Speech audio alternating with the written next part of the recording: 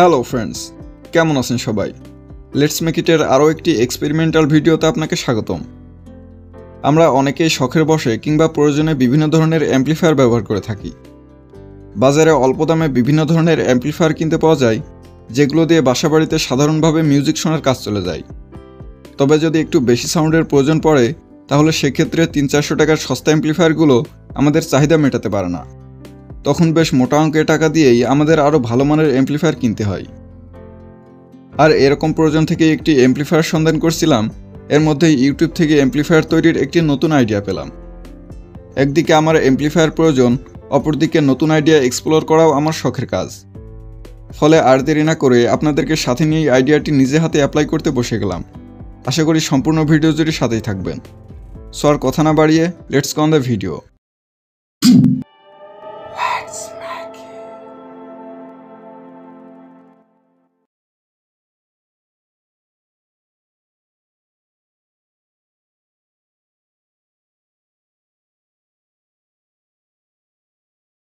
Welcome back viewers. আমরা প্রথমে আজকের প্রয়োজনীয় পার্টসগুলি এক নজরে দেখে নেব। দুইটি IR-FZ44 মসফেট, দুইটি 220 মাইক্রোফ্যারাড ক্যাপাসিটর, দুইটি 22K রেজিস্টর, আর লাগবে দুইটি স্পিকার। এবার কাজ শুরু করার আগে মসফেট ও ক্যাপাসিটরের পিন বা টার্মিনালগুলো একটু চিনে নেব। মসফেটটি এইভাবে ধরলে বাম পাশের 1 নাম্বার পিনটি গেট, 2 নাম্বার ড্রেইন এবং 3 নাম্বার সোর্স। যদি আমাদের পিনগুলোর নাম মনে রাখতে কষ্ট হয়, তাহলে শুধু নাম্বার মনে রাখব, যেমন 1 নাম্বার পিন, 2 নাম্বার পিন এবং 3 নাম্বার পিন। আর ক্যাপাসিটরের যেই দিকে সাদা বর্ডার আছে সেদিকের পিনটি নেগেটিভ এবং অপরটি পজিটিভ। আর তাছাড়া বোঝার সুবিধার্থে এখানে নেগেটিভ চিহ্ন দেওয়া থাকে। যাই হোক, এখন আমরা কাজ শুরু করব। মসফেটটি প্রচণ্ড গরম হয়ে পুড়ে যাওয়া থেকে রক্ষা পেতে ব্যবহার করব একটি হিটসিঙ্ক।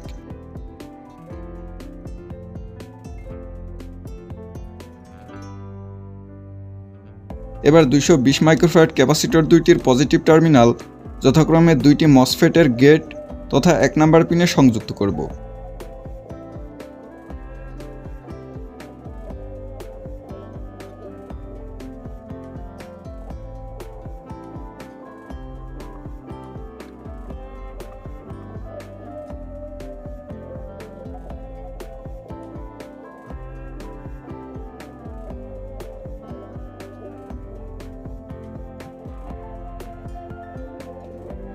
এবার দুইটি মসফেটের গেট ও ড্রেইন তথা 1 ও 2 নাম্বার পিনের মাঝে 22K রেজিস্টর সংযুক্ত করব।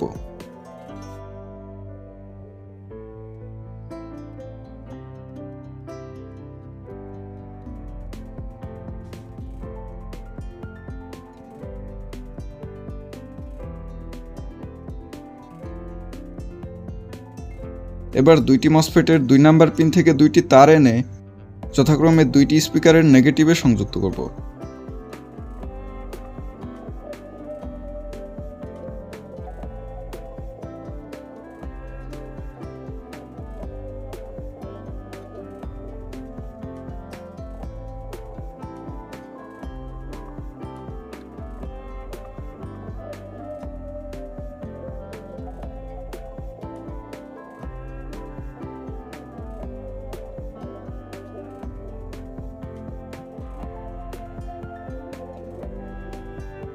এবার স্পিকার দুটির পজিটিভ টার্মিনাল 1 করে দিয়ে সেখান থেকে একটি তার বের করে রাখব।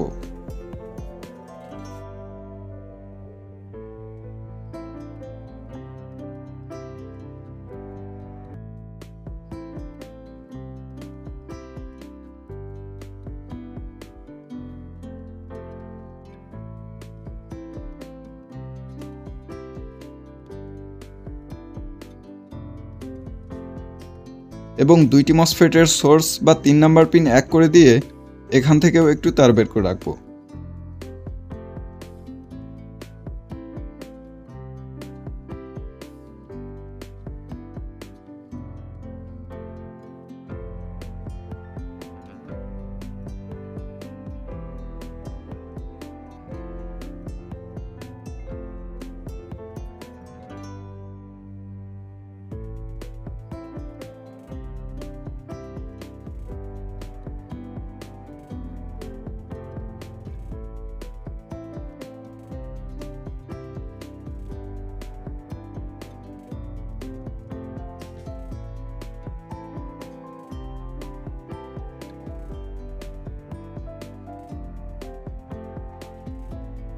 আর এই দুই তারেই আমাদের 9 ভোল্ট ডিসি পাওয়ার ইনপুট দিতে হবে।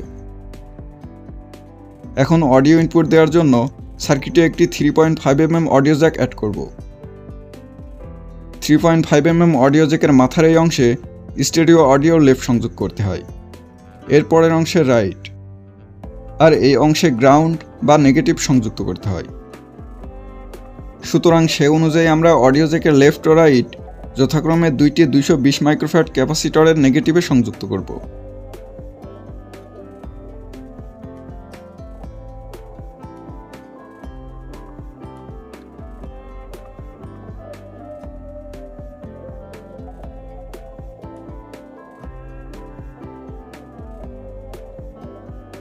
এবং বাকি তারটি সার্কিটের নেগেটিভে সংযুক্ত করব।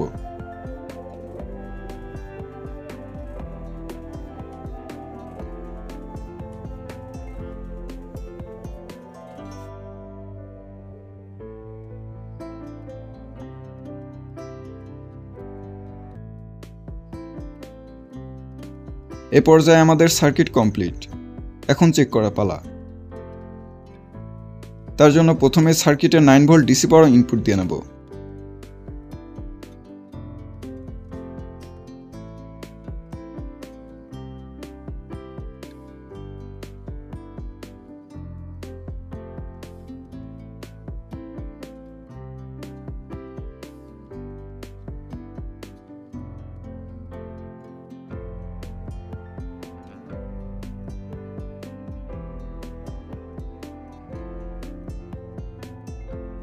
এবার অডিও চালিয়ে দেখব কি অবস্থা।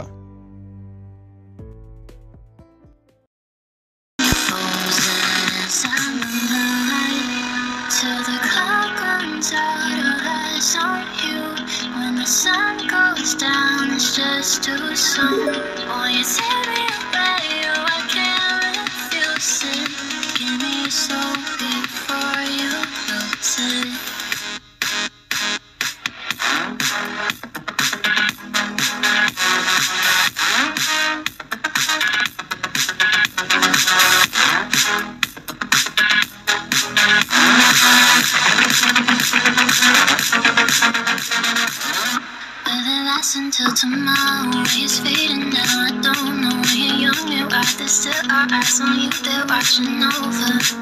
Keep your composure, be your controller. Took a round and round we went. Could you take me home again? Fireworks all in your eyes, telling me that it's alright. হ্যাঁ, অডিও চলছে। তবে আমরা লক্ষ্য করতে পারছি হাই ভলিউমে এর sound quality কিছুটা drop করে, অর্থাৎ এর থেকে ভালো মানের অডিও আউটপুট পেতে ভলিউম কিছুটা কম রাখতে হবে। তো ফ্রেন্ডস, এই ছিল আজকের ভিডিও। আশা করি ভিডিওটি আপনাদের কাছে ভালো লেগেছে।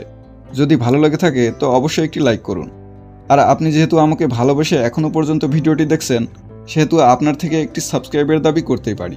আশা করি হতাশ করবেন না। তো সর্বশেষ ভালো থাকুন, সুস্থ থাকুন, আর আমার জন্য দোয়া করুন। ধন্যবাদ।